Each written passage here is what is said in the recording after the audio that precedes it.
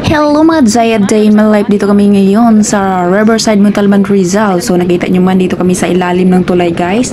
Nag-iikot-ikot muna kami guys kasi masyado pang maaga para magpasyal. So napakagandang lugar dito guys, malapit lang dito sa bahay no.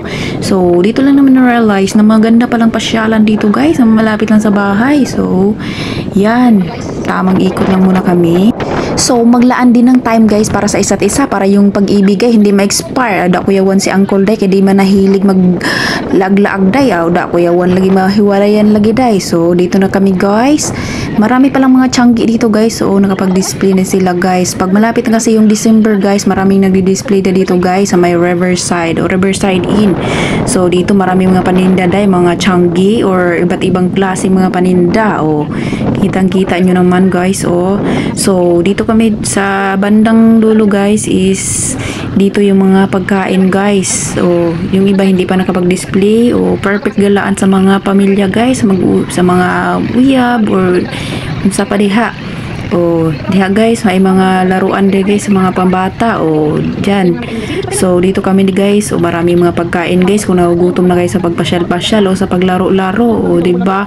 So dito guys is naghahanap muna kami ng maparkingan para makapagkain na guys. O dito ang ganda dito ng view guys. O napaka-relaxing talaga guys. O kung mahilig ka sa mga view o diyan o mga green mga views, so perfect talaga to dito guys sa mga mag-date guys, sa mga uyab-uyab guys. O dito na si Uncle guys, ang saya-saya niya guys. O napakaganda talaga guys, malamig din yung hangin. So ngayon guys, nagugutom na kami, is time to eat na guys. So marami ditong mga pagkainan guys, mga snacks or kahit ano-ano guys. O dyan nag-iikot-ikot muna kami kung ano yung masarap na pagkain guys. So advice ko lang guys no, ang tagal-tagal namin maghihintay dito guys. Nag-order kami ng chicken buy one take one. So mura lang dito guys, 165 pesos ang ilang sa kanilang pagkain. So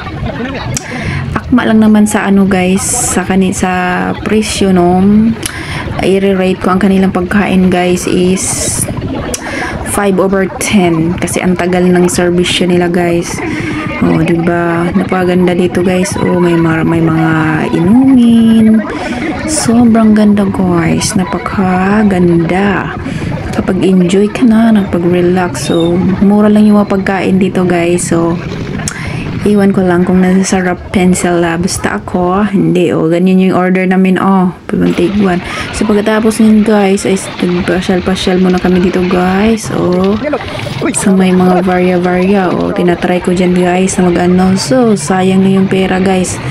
So, dito kami guys. Nagplano namin na. Sumakay kami dito sa mag-ikot-ikot na guys. So, yun ang guys. Nagpa-register muna kami guys. Bumili kami ng ticket na 50 pesos guys. O yan, sumasalang na kami dito guys.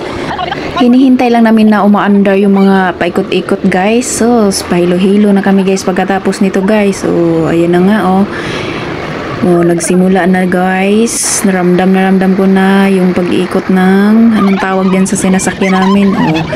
Sa halagang 50 pesos guys. Extra hilo ka na guys. So, mas maganda talaga dun sa MOA guys, nung sumasakay kami sa ferry ba yun o ferry. Pagbabango guys, yung kaluluwa mo is parang natatanggal. So, dito kasi maliit lang. Di kampante ka kasi sobrang liit na pambata.